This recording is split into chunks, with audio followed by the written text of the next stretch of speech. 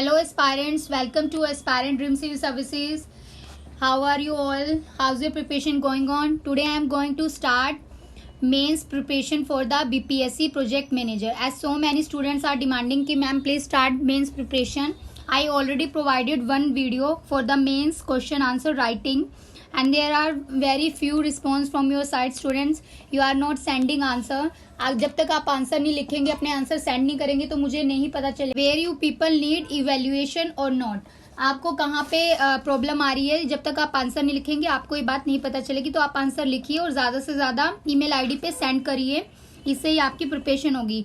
Today I am going to discuss 2 question for the mains paper of BPSC which will help you. ये आपको 67 BPSC CDPO and other mains paper के लिए भी help करेंगे, चाहे वो यूपीएससी का मेंस हो या अदर स्टेट पीसीएस का मेंस हो. तो आपको जो मैं बताने वाली हूँ, आप एक पेपर पेन ले लीजिए और उसको नोट करिए and try to apply on your answer writing this things.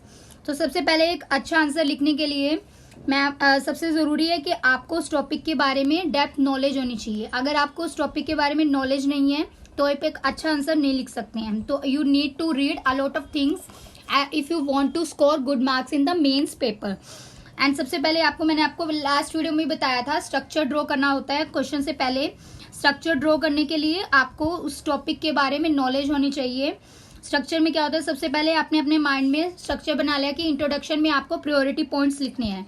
कि जैसे कोई भी क्वेश्चन पूछा है like Israel Palestine issue conflict के बारे में पूछा है तो आपको प्रायोरिटी पॉइंट्स जो है वो इंट्रोडक्शन में पहले लिखने होंगे. देन उसके बाद आपको सब्जेक्ट्स से रिलेटेड इंटरलिंकिंग करनी आनी चाहिए. लाइक इसमें आपको पॉलिटी पार्ट, करंट अफेयर्स का part, other economic related part, so many subjects को आपको एक क्वेश्चन में लिंक करके लिखना आना चाहिए अगर आपको एक अच्छा आंसर लिखना है. And other thing is keywords आपको अंडरलाइन करने हैं पेपर के अंदर. और ध्यान रखिएगा कि एक पेज पे ज्यादा कीवर्ड्स आप अंडरलाइन ना करें. अराउंड 2 to 3 कीवर्ड्स आपको अंडरलाइन करने होंगे. और सेंटेंस बनाना जो है वो आपको शॉर्ट सेंटेंस बनाए ताकि आप ज्यादा से ज्यादा अपने पॉइंट्स रख सकें, because there is a word limit for the questions. तो उसके लिए आपको शॉर्ट सेंटेंस बनाने आने चाहिए.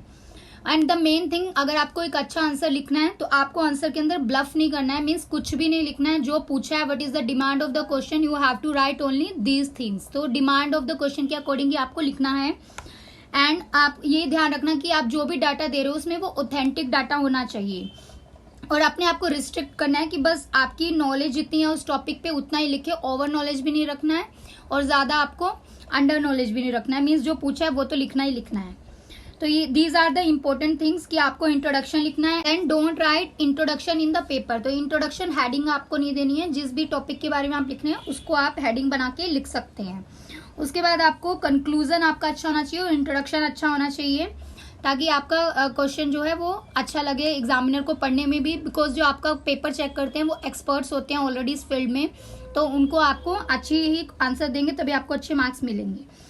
और सेकंड थिंग, अगर 15 मार्क्स से ज्यादा क्वेश्चन है तो आप उसमें इंट्रोडक्शन जरूरी है. अगर 15 मार्क्स से कम क्वेश्चन आता है पेपर में तो उसमें इंट्रोडक्शन जरूरी नहीं है. बस जो पूछा है वही आपको on the as per the demand of question आपको लिखना होगा वहां पर. सो राइटिंग स्किल्स में क्या है कि जब तक आप प्रैक्टिस नहीं करेंगे, खुद से आंसर नहीं लिखेंगे, तब तक आपके राइटिंग स्किल डेवलप नहीं होंगे.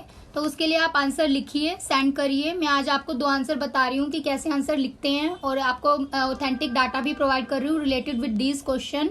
और आपको एक क्वेश्चन भी दूंगी तो आने वाले उसमें वीडियो में आप पहले मुझे उस क्वेश्चन को लिख के बताइएगा. And there is a research team of our जो आपके क्वेश्चन को इवेल्युएट करेगी. And already PT mains crack कर चुके हैं. तो मेंस के लिए आपको बहुत ज्यादा हेल्प मिलेगी हमारे चैनल से. बस आपको चैनल के साथ जुड़े रहना है और ज्यादा से ज्यादा अपने फ्रेंड्स के साथ शेयर करना है और खुद आंसर लिखना है और भेजना है. आपको रिस्पॉन्स देना पड़ेगा तभी आपको आगे हम हेल्प करेंगे मेंस के लिए. And for the syllabus of BPSC project manager of mains मैंने ऑलरेडी एक वीडियो प्रोवाइड किया. अगर आपको सिलेबस नहीं पता आप उस वीडियो को देख लें. डिस्क्रिप्शन बॉक्स में मैं आपको लिंक प्रोवाइड कर दूंगी. एंड बीपीएससी के लिए भी 67 बीपीएससी के लिए जो प्रिपेयर कर रहे हैं मेंस के लिए, पीटी के लिए, उनके लिए भी मैंने एक वीडियो बना रखी है. You can watch this video by clicking in the description box. So let's start with today's question answer writing session. Aspirants in the BPSC exam 38 और 36 मार्क्स के क्वेश्चन आते हैं. तो उसके लिए आपको प्रेजेंटेशन कैसे करना होगा, आपको क्वेश्चन जो वो paragraph form and point form में लिखना होगा. और उसके लिए आपको एक ऑथेंटिक डाटा होना चाहिए आपके पास, बिकॉज उसमें आपको ब्लफ नहीं करना है. ज्यादा मार्क्स का क्वेश्चन है तो ज्यादा अच्छा मटेरियल आपको प्रोवाइड करना होगा. तो मैं आपको ये क्वेश्चन का मॉडल आंसर बताती हूँ कि कैसे आंसर लिखना चाहिए, आप ध्यान से सुनिएगा. Question is, what is the issue of the Israel-Palestine conflict and India's relation with the Israel have of late acquired a depth and diversity which cannot be rolled back discuss. तो आपको question को समझने के लिए इस question को break करिएगा पहले, तभी आपको क्वेश्चन समझ आएगा. लाइक फर्स्ट पार्ट में पूछा है कि इशू क्या है इजराइल पैलेस्टीन कॉन्फ्लिक्ट का, और सेकंड पार्ट में पूछा है कि इंडिया का रिलेशन क्या है विद द इजराइल. तो आपको उसकी डेप्थ और डाइवर्सिटी बतानी है रिलेशन की बोथ कंट्रीज के, एंड डिस्कस करना है इसको. डिस्कस का मतलब है कि मान लो 38 मार्क्स में आ गए तो आपको पूरा इशू बताना है बॉडी के अंदर with good presentation of the answer. तो देखते हैं कैसे बताना है. First is the historical background आपको लिखना है इंट्रोडक्शन में. ये इंट्रोडक्शन हो गया क्वेश्चन का. इसमें आपने कॉन्फ्लिक्ट के बारे में बता दिया कि कॉन्फ्लिक्ट जो चल रहा है this is more than 100 years से चल रहा है between the Jews and the Arabs, and it is over the land of piece of Jordan river and the Mediterranean sea. और ये जो है इट वॉज बिटवीन द 1882 से 1948 में स्टार्ट हुआ था, जब ज्यूज जो है वो वर्ल्ड से गैदर हुए थे, पैलेस्तीन में आए थे. And this movement was came to be known as aliyahs भी बोलते हैं इस मूवमेंट को.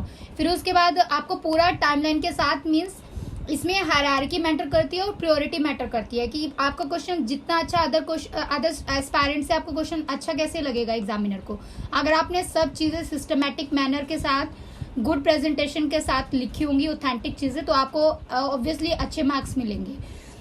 तो आगे देखते हैं कि 1917 में क्या हुआ था. ओटोमन एम्पायर जो है वो फेल हो गया था. There was a decline of Ottoman empire after the world war 1. Then after that UK जो है this got the control over the Palestine land, and land was inhabited by the Jewish minority and Arab majority. तो क्या हो गया था वहां पर, Jewish जो है वो minority में आ गए थे और Arab people जो है वो majority में आ गए थे. वन मेन थिंग इज, जैसे 38 मार्क्स का क्वेश्चन है, 3 आवर्स का पेपर है, तो आपको बहुत सबसे जरूरी चीज ये याद रखनी है कि आपको अपने टाइम को डिवाइड करना है एज पर द क्वेश्चन. तो आपको जो क्वेश्चन अच्छे से आते हैं पहले आप उसको अटेम्प्ट करिएगा. अब जैसे 8 क्वेश्चन आपको अटेम्प्ट कर रहे हैं 3 आवर्स में, तो आपको एक क्वेश्चन को 22 मिनट्स से ज़्यादा नहीं देना है. तो 22 मिनट्स में आपको उसकी स्ट्रक्चरिंग करनी है, स्टार्टिंग में 5 मिनट्स में, और उसके बाद आपको उस क्वेश्चन को उसी टाइम पीरियड में लिखना है. तभी आपका पेपर जो है वो कंप्लीट होगा. और ये कब होगा, जब आप डेली प्रैक्टिस करेंगे टाइम के साथ, आप क्वेश्चन को लिखेंगे, अटेम्प्ट करेंगे. प्रैक्टिस से ये चीज़ हो सकती है, without practice nothing can be possible. Then after that क्या देखते हैं, उसके बाद बाल्फोर डिक्लेरेशन बताना है, because this is the very important declaration related with this issue, and it was issued after the Britain gain control over the Palestine land. फिर उसके बाद क्या होता है, इसका मेन एम था कि there was a establishment of a home for the Jews in the Palestine. तो ज्यूज के लिए वहां पर घर मीन्स उनके लिए होम बनाने के लिए ये डिक्लेरेशन हुआ था. And during the period the Arabs were in the majority in the Palestine as I already said. उसके बाद ज्यूज ने फेवर किया idea of this related with this conflict, and Palestinian ने इसको रिजेक्ट कर दिया. फिर अराउंड 6 मिलियन ज्यूज जो है उन्होंने अपनी लाइफ जो है वहां पर means there was a holocaust during that period, and it also ignited further demand for the separate Jews demand. तो बहुत सारे लोगों की जान गई, जिसके बाद जो है there was a demand of कि सेपरेट ज्यूज स्टेट बना जाए. फिर ज्यूज ने क्लेम किया पैलेस्टीन के ऊपर कि there would be a natural home there for this people, जबकि अरब्स जो क्या बोलते थे, they did not leave the land, वो वहां से नहीं गए और वो भी क्लेम करते रहे. इसलिए कंफ्लिक्ट जो है मेनली अराइज हुआ. After that there was a international community supported the Jew. तो इंटरनेशनल लेवल पे भी ज्यूज को सपोर्ट मिला. 1947 में क्या हुआ कि यूएन ने वोट किया for the Palestine and to be split into a separate Jews and Arab states. And with this Jerusalem जो है वो इंटरनेशनल सिटी बना दी गई, and that plan was accepted by the Jews leader. तो Jews ने इसको एक्सेप्ट किया, बट अरब्स ने अगेन इसको रिजेक्ट कर दिया, इसलिए कभी भी इम्प्लीमेंट नहीं हुआ. And the conflict was arises now. And second main thing चीज मैं आपको बताती हूँ कि जैसे आपको क्वेश्चन में मैप जो है और फ्लो डायग्राम बनाना ही पड़ेगा, और ये कभी भी स्टार्टिंग में फ्लो डायग्राम नहीं बनाते हैं, बॉडी ऑफ द क्वेश्चन में मिडल में बनाते हैं, जैसे मैंने यहाँ प्रोवाइड किया है. आप मैप बना दीजिए, आपको मैप की प्रैक्टिस करनी पड़ेगी. फ्लो डायग्राम बनाना चाहिए ताकि आप कम वर्ड्स में ज़्यादा कम मीन्स आपका टाइम भी सेव होगा अगर फ्लो डायग्राम बनाएंगे, और एग्जामिनर को भी अच्छा लगेगा और आपको ज़्यादा अच्छे मार्क्स देगा. इजराइल पैलेस्टीन कॉन्फ्लिक्ट जो है वो बिगिन हो गया with the establishment of the state of Israel in the 1948 में इजराइल स्टेट जो है वो एस्टैब्लिश हो गया. उसके बाद क्या हुआ, this conflict was came from the inter communal violence in the mandatory Palestine between the Israel and Arab. तो वहां पर कम्युनल वायलेंस स्टार्ट हो गया from 1920, and it was erupted into the full scale hostilities in the 1947 to 48 civil war. तो आप ये देखिए कि मैं पूरा सिस्टमैटिक वे में बता रही हूँ, उसके लिए आपके माइंड में स्ट्रक्चर होगा तभी आप लिख पाएंगे, और अगर आपको नॉलेज होगी इस इशू के बारे में तभी आप उसको अच्छा आंसर लिख सकते हैं. तो आपको चीज़ों को रीड करते रहना होगा, न्यूज़पेपर रीड करना होगा, हमारे वीडियोस को फॉलो करिए. अभी आपको जैसे मेंस की डेट आ जाएगी तो मैं मटेरियल भी प्रोवाइड करूंगी मेंस के लिए और क्वेश्चन भी डेली प्रोवाइड करूंगी. बस आपको क्या करना है, क्वेश्चन को लिखना है और हमें ईमेल आईडी पे सेंड करना है अगर आपको if you really want to improve your answer writing. Then conflict was continues to the present day. तो अभी भी प्रेजेंट डे में भी कॉन्फ्लिक्ट चल रहा है. There are the diplomatic agreements हुए हैं between the state of Israel और इसकी नेबर कंट्रीज में as well as the colonial powers में. Then there are the modern borders of the Israel which are exist as a result of both past war और diplomatic agreement. After that there are only 2 of the Israel 5 total potential land borders हैं. These are internationally recognised as uncontested. तो कुछ ऐसे borders area है जहां पर अभी कोई कंटेस्ट नहीं है. एंड आफ्टर दैट आपने बॉर्डर डिस्प्यूट बता दिया, स्टार्टिंग में इंट्रोडक्शन दे दिया क्या है. ठीक है, इतना आपको लिखना ही पड़ेगा जिससे कि एग्जामिनर को लगे कि आपको नॉलेज है इसके बारे में. फिर आप इसको मेनली बता दें मेन चीजें. यहाँ तो मैंने आपको पूरा मटेरियल प्रोवाइड कर दिया है. अब आपको क्या करना है, इसको आंसर फॉर्म में अच्छे से मुझे लिख के प्रेजेंटेशन के साथ आपको सेंड करना है. ठीक है, आफ्टर दैट हम देखते हैं कि आगे क्या हुआ. जो बॉर्डर थे वहां पे with Egypt and Jordan, they were formally recognized and Israel ने इनको मीन्स बॉर्डर को रिकॉग्नाइज किया. After that these borders with the Syria. आपको मैपिंग कैसे समझानी है कि आपको बॉर्डर लैंड बॉर्डर को एक्सप्लेन कर देना है. मैप बना दिया, उसके बाद उसके बॉर्डर्स को और इशू को एक्सप्लेन कर दिया. इससे आपका आंसर जो है वो और ज्यादा बेटर दिखेगा. Like these are border with the Syria. Why Israel occupied is Golan height and Lebanon is there. Why blue line you can see in the map. And there is a farm dispute of the Sheba and Palestinian territories में क्या है, Israel ने occupy कर लिया land को, largely recognise as a part of the डिम्यूज state of Palestine. तो ऐसे ही आप मैप बना के उसको वहां पर क्वेश्चन में एक्सप्लेन कर देना. ग्रीन लाइन के accordingly it is agreed upon 1949 में क्या हुआ था, आर्मिस्टिक एग्रीमेंट हुआ था. Israel is border by the Lebanon to the north and Golan height under the Syrian sovereignty. And rest of Syria जो है वो नॉर्थ ईस्ट में है, पैलेस्टीनियन वेस्ट बैंक पे है और जॉर्डन जो है वो ईस्ट में. ये आपको लिखना पड़ेगा, इससे आपको बहुत अच्छे मार्क्स मिलेंगे. अगर आप मैप तो बना ही दिया है, उसको एक्सप्लेन भी जरूर करना है. ऐसे ही फ्लो डायग्राम में है. फ्लो डायग्राम अगर आपने किसी भी चीज का बनाया है उसको आपको एक्सप्लेन करना ही पड़ेगा. 38 मार्क्स का क्वेश्चन है तो आपको ऑलरेडी मैटर तो लिखना ही पड़ेगा, तभी मार्क्स मिलेंगे. तो इजराइल बॉर्डर जो है वो इजिप्ट के साथ है. इंटरनेशनल बॉर्डर है which is demarcated in 1906 between the UK and the Ottoman empire. And it is confirmed in the 1979 में कंफर्म हो गया था, और जिसके बाद Egypt Israel peace treaty sign हुई थी. And this peace treaty between the Israel and Jordan is confirmed in 1994. तो ये पॉइंट आपको जरूर मेंशन करना है.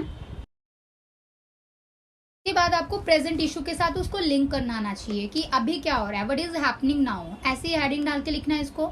गाजा जो है it is ruled by the Palestinian militant group called Hamas. Hamas rule कर रहा है गाजा को and which has for the Israel many time. तो बहुत बार इनके बीच में वॉर हो चुका है. And Israel and the Egypt tightly control the Gaza borders to stop the weapon getting to the Hamas. तो हमास के पास जो है वो हथियार ना पहुंचे, इसलिए इजराइल और इजिप्ट जो है अपने बॉर्डर को कंट्रोल करके रखे हुए हैं. एंड पैलेस्टीनियन जो है गाजा के अंदर and the West Bank they are saying they are suffering because of the Israel action and the restriction. तो इसके खिलाफ है इजराइल जो कर रहा है उसके. एंड इजराइल से it is only acting to protect itself from the Palestinian violence. तो यही अभी हो रहा है कि इजराइल कहता है कि हम अपने आप को पैलेस्टीनियन वॉयलेंस से बचाने के लिए ये सब कर रहे हैं. बट जो वेस्ट बैंक है वो बोल रहा है कि हम इजराइल के एक्शन से एग्री नहीं है and we are not following their restrictions. तो इसलिए कंफ्लिक्ट हो रहा है. And things have escalating since the start of the holy Muslim month of Ramzan in mid of April 21 with nightly clashes between the police and the Palestinian. और इन्होंने threaten किया evictions of some Palestinian families in the East Jerusalem which also cause the rising anger. So this is the present day situation of the conflict. अब हम बात करते हैं second part of the question कि Israel India के क्या relation है. These are notably exemplified realism as a cardinal international. तो आपको ऐसे कीवर्ड्स अट्रैक्टिव कीवर्ड जरूर लिखने होंगे ताकि एग्जामिनर को लगे कि you have the good writing skills. तो आपको वहां पर लिखना पड़ेगा ये वर्ड्स जो हैं. इंटरनेशनल रिलेशन थ्योरी के accordingly where in the expediency of the national interest these are turn out to be the guiding force behind the nations foreign policy. तो नेशन फॉरेन पॉलिसी के अकॉर्डिंग इंडिया और Israel के relation देखते क्या है। Scholars ने भी बोला कि पोस्ट कोल्ड वॉर एरा में इंडिया ने जो है फॉलो करना स्टार्ट किया है robust realist foreign policy for the Israel. तो इंडिया जो है इजराइल को हर तरह से सपोर्ट करता है with this foreign policy. India is have a classic affirmation of this stand over the Israel Palestine issue. लेकिन आप इसको पॉइंट में हाईलाइट कर सकते हैं, इसको जरूरी नहीं है पैराग्राफ में लिखना है कि there is a depth and diversity in the India Israel relation. आपको ऐसी हेडिंग बनानी है, पेपर में प्रेजेंटेशन बोलते हैं इसको। उसमें आपको बताना है कि इकोनॉमिक एंगेजमेंट है इंडिया इजराइल की, मिलिट्री एंड स्ट्रैटेजिक टाइज हैं, there is a counter terrorism and intelligence sharing and space collaboration is also there with the both nations. अब आपको शो करना है कि what is the depth and the diversity in the India Israel relation. अब आपने जो heading बनाई है उसको थोड़ा सा एक्सप्लेन भी कर देना बिकॉज 38 मार्क्स का क्वेश्चन है। इकोनॉमिक एंगेजमेंट में देखते हैं Israel led by the strong growth of the private consumption, low inflation, rising labour force participation and there is a positive investor climate because of the low interest rate, natural gas find and responsible physical policies. तो आपको जो भी India और Israel के बीच में जो economic engagement है उसको मेंशन कर देना है। करंट टाइम में भी जो चल रहा है वो भी आपको मेंशन करना है, उससे और अच्छे मार्क्स मिलेंगे आपको। और पॉलिसी इनिशिएटिव है like ease of doing business में, डिफेंस में ओपनिंग है दोनों नेशन में, कंस्ट्रक्शन फार्मा सेक्टर में है and even in also added to India's attractiveness as an investment destination. तो इंडिया भी इस कंट्री में इन्वेस्टमेंट करता है। सेकेंड है मिलिट्री स्ट्रैटेजिक टाइज में आपको बता देना कि इजराइल जो है वो second largest source of defence equipment है for the India after Russia. तो आपको ऐसे ऐसे फैक्ट्स ऑथेंटिक फैक्ट ही डालना है। अगर आपके पास है तो आप तभी लिखिएगा, अगर आपको नॉलेज नहीं है तो मत लिखिएगा।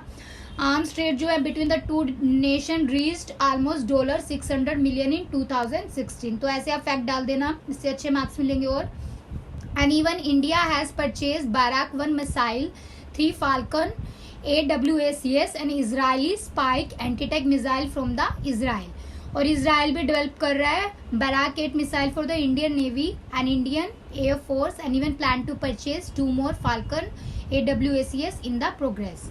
तो आपको मैंने पूरा मटेरियल दे दिया है यहाँ पे। अब आपको इसमें से इफेक्टिव चीजें जो है वो अपने क्वेश्चन आंसर राइटिंग में लिखनी है।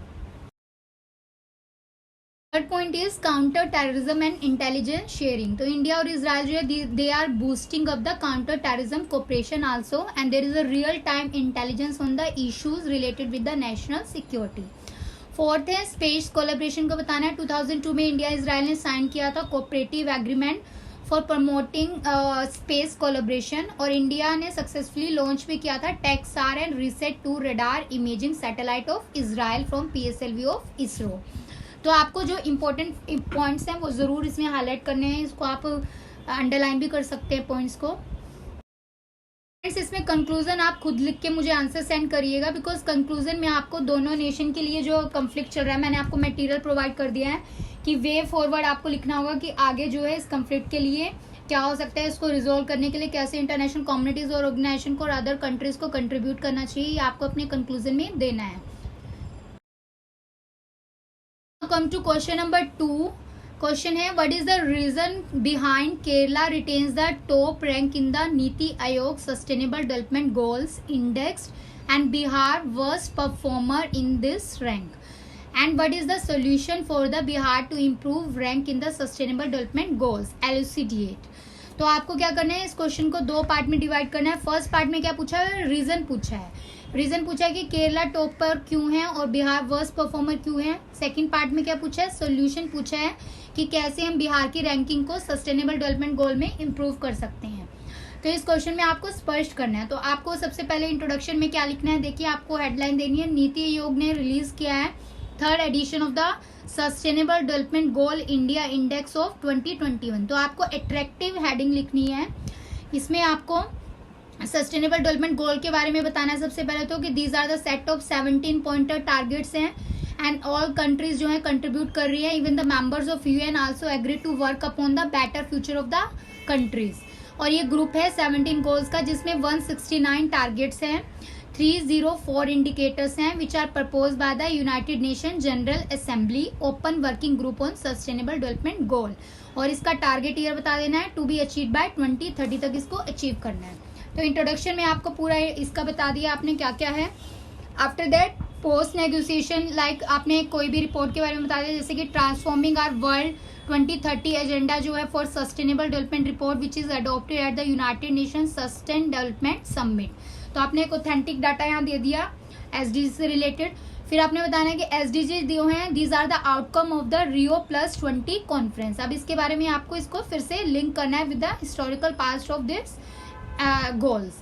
और ये कब हुआ था? रियो डी जेनेरो में, and which is a non binding document है। ये बाइंडिंग नहीं है on the other nations. Then आपको कैटेगरीज बतानी है स्टेट्स की on the basis of the scores with the good heading. Aspirants में क्या क्या आता है कि वो स्टेट्स आती है जिनका स्कोर 0 से 49 होता है। परफॉर्मर में कौन सी आती है? वो स्टेट जिनका स्कोर जो है वो 50 to 64 है। अभी आप तभी लिख सकते हैं अगर आपको इस टॉपिक के बारे में नॉलेज हो, इसलिए मैंने कहा था depth of the knowledge is required for good answer writing. फिर फ्रंट रनर में आपको बताना है कि states with the score between 65 to 99 are the front runner. Achiever कौन है? वो स्टेट्स है जिनका स्कोर जो है वो 100 से बिलोंग करता है। यू हैव टू टेल कि इंडेक्स जो है सस्टेनेबल डेवलपमेंट गोल, इसका मेन एम क्या है? ये इवेल्युएट करता है progress of the states and the union territories on the various parameters. Parameters हैं health, education, gender, economic growth, institution, climate change and the environment. And it was first launch in December 2018 में launch हुआ था। Index has become the primary tool for the monitoring progress on the SDG in India, and it also foster the competition among the states and union territories by ranking them on the global goals। तो आपने इसका बता दिया, इसके बारे में थोड़ा knowledge दे दी। उसके बाद कंट्रीज के ओवरऑल एसडीजी स्कोर जो है वो इम्प्रूव हुआ है बाय द 6 पॉइंट फ्रॉम 60 से 2019 में था 66 हो गया 2020-21 में। And on account of improvement in the performance in providing. तो आपने इंडिया का बता दिया यहाँ पे पहले, फिर केरला का बताना है कि केरला की टॉप रैंक है विद द स्कोर बता दिया, हिमाचल प्रदेश है, उसके बाद तमिलनाडु है, एंड आफ्टर दैट आपने वर्स्ट परफॉर्मर की बात कर दी बिकॉज क्वेश्चन में वो पूछा है। Bihar, Jharkhand and Assam were the worst performing state. तो आपको अदर स्टेट्स के बारे में भी बताना है इसमें पहले इंट्रोडक्शन में। देन आफ्टर दैट इनका स्कोर बता दिया आपने। चंडीगढ़ जो है वो टॉप स्पॉट पे है यूनियन टेरिटरी में, जिसका स्कोर 79 है, which is followed by the Delhi 68। Union territory के बारे में भी आपने इन्फॉर्मेशन दे दी यहाँ पर। नेक्स्ट हेडिंग आपका होगा कि रीजन क्या है, बिकॉज फर्स्ट पार्ट में क्या पूछा है? Reason behind this. तो रीजन सबसे पहले आपको बताना है कि Bihar as a worst performer क्यों है। Because there is a poverty ratio is very high, यहाँ पे पावर्टी बहुत ज्यादा है। And good health and wellbeing is not well developed. Good health infrastructure ज्यादा अच्छा नहीं है, क्वालिटी एजुकेशन भी गुड नहीं है यहाँ पर। And there is a clean water and sanitation भी वर्स्ट कंडीशन में है। अफोर्डेबल क्लीन एनर्जी भी अवेलेबल नहीं है। Even industry, innovation and infrastructure भी ज्यादा डेवलप नहीं है as compare to other states of India. So these are the main reason behind the worst performance state of Bihar. तो आपको ये पॉइंट में लिखना है, इसको पैराग्राफ में मत लिखिएगा। जो भी पॉइंट है वो हाईलाइट कर दीजिएगा ताकि एग्जामिनर को इजी रहे। मेन पॉइंट आपने लिख दिया है यहाँ पे। के बाद इस क्वेश्चन में सबसे ज्यादा मैटर करता है सॉल्यूशन कौन कितना अच्छा लिखेगा। जिसका सॉल्यूशन सबसे अच्छा होगा उसको ज्यादा मार्क्स मिलेंगे। तो इसमें सॉल्यूशन आपने बता दिया, हेडिंग डाल के ऐसे लिखना है कि solution for the Bihar to improve the rank in sustainable development goals. Point में सबसे पहले बता दिया कि स्कीम्स जो है इसके लिए वर्क कर रही है स्टेट। हर घर बिजली योजना 2021 में जो आया है, बिहार मुख्यमंत्री ग्रामीण आवास योजना, जल जीवन हरियाली योजना, मुख्यमंत्री Kanya Utthan Yojana and education loan waiver scheme, and next is Mukhyamantri 7 निश्चय योजना। तो आपने पहले ये स्कीम्स को पॉइंट में लिख के हाईलाइट कर दिया है। अब ये कैसे हेल्प करेंगी एसडीजी में, ये आपको एक्सप्लेन करना है। आपको इन स्कीम्स के बारे में थोड़ा थोड़ा लिखना है। स्कीम्स के बारे में मैंने आपको अभी नहीं यहाँ पे डाटा दिया है, मैं आने वाली वीडियोस में प्रोवाइड कर दूंगी, आप खुद भी इसमें लिख सकते हैं। उसके बाद सबसे जरूरी चीज है वे फॉरवर्ड। मैंने आपको बता दिया है, ये आप अपने आप से नहीं लिखिएगा, ये मैं आपको जैसे बता रही हूँ वैसे लिखिएगा। वे फॉरवर्ड जो लिखता है उसके एक्स्ट्रा मार्क्स पेपर में मिलते हैं, तो ये आपको जरूर लिखना है। तो अब वेस्ट परफॉर्मेंस स्टेट है ये तो पता है, बट अब इसको सोल्यूशन क्या है वो मैटर करता है कितना अच्छा है। सबसे पहले कि यहाँ पर रिड्यूस करना है जो भी ह्यूज गैप है between the haves and the have not, means poverty को कम करना है, एलिमिनेट करना है सबसे पहले। दूसरा क्या है, एम्प्लॉयमेंट जनरेट करना है through the self reliance schemes like of government of India Aatmanirbhar Bharat scheme.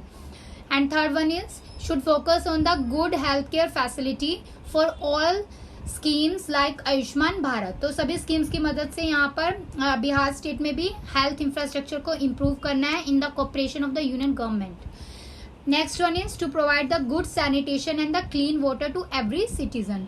तो सैनिटेशन और क्लीन वाटर के लिए भी वर्क करना है। And more schemes to generate the youth employment in the states. तो यूथ पॉपुलेशन ज्यादा डेमोग्राफिक डिविडेंड के अकॉर्डिंग इंडिया का, तो बिहार में भी ज्यादा पॉपुलेशन है यूथ की, तो उसके लिए एम्प्लॉयमेंट जनरेट करना is one of the most important point two improve the ranking in the SDG goals. And next one is more infrastructural and the industrial policies will be effective implementation. तो आपको यहाँ पे industry की policies और बता देनी है और इंफ्रास्ट्रक्चर इसको ज्यादा इफेक्टिव बनाना है। मीन्स पॉलिसी तो है बट जब तक उनकी इम्प्लीमेंटेशन होगी तो पॉलिसी का कोई फायदा नहीं है, तो आपको ये पॉइंट हाईलाइट करना है। After that coordination and the cooperation of the private sector with the other state. तो जब तक प्राइवेट सेक्टर को इन्वॉल्व नहीं करेंगे विद द स्टेट गवर्नमेंट तो इम्प्रूवमेंट नहीं होगा। तो कोऑपरेशन बहुत जरूरी है to raise the standard of living of the people and to high the per capita income of the state like other developed states of the country and other countries. तो per capita income को increase करना है, standard of living को increase करना है, education level को increase करना है, health care को करना है। तो ये सब आपके way forward में solution होने चाहिए। मैंने आपको SDG गोल बता दिए, ये भी आप मेंशन कर सकते हैं पेपर में। गोल 1 पावर्टी नहीं होनी चाहिए, goal 2 zero hunger, goal 3 good health and wellbeing, 4 quality education, 5 gender equality, 6 clean water and sanitation, 7 affordable and clean energy, 8 decent work and economic growth. तो ये SDG गोल बहुत जरूरी है, आप इसको लर्न कर लो, आप इसको बहुत सारे क्वेश्चन में अप्लाई कर सकते हो और इससे आपके क्वेश्चन में एक ऑथेंटिक डाटा मिल जाता है। तो कंक्लूजन मैंने आपको वे फॉरवर्ड में बता दिया है, कंक्लूजन और वे फॉरवर्ड आपको अच्छे से एक्सप्लेन कर दिया है। अब आपको क्या करना है, इन आंसर को आपको खुद से लिखना है और मुझे सेंड करना है ईमेल आईडी पे। In my previous video I already provide you 1 question related with the finance commission, तो आप वो वाला क्वेश्चन भी लिख के मुझे भेजिएगा। अभी बहुत कम बच्चों के आंसर आए हैं, जब तक ज्यादा स्टूडेंट्स रिस्पॉन्स नहीं देंगे तो मैं आपको और अच्छे से प्रैक्टिस कराऊंगी। मुझे मोटिवेशन चाहिए तो आपका रिस्पॉन्स मिलेगा, तभी मैं आपको आगे अच्छी मॉडल आंसर प्रोवाइड करूंगी। तो आपने अगर टेलीग्राम चैनल नहीं ज्वाइन किया उसमें PDF मैं प्रोवाइड कर दूंगी, इसका टेलीग्राम चैनल जरूर ज्वाइन कर लीजिए। ऐप स्टोर में जाके टेलीग्राम ऐप को डाउनलोड करिए और फिर जो लिंक प्रोवाइड है उससे आप उसको एस्पायरेंट ड्रीम सर्विसेज के नाम से ज्वाइन कर सकते हैं। And you can also follow us on Instagram, Twitter and Facebook. और अगर आपने चैनल को सब्सक्राइब नहीं किया तो सब्सक्राइब कर लीजिए because you will get all notification related with this channel only. So thanks for watching this video. जय हिंद।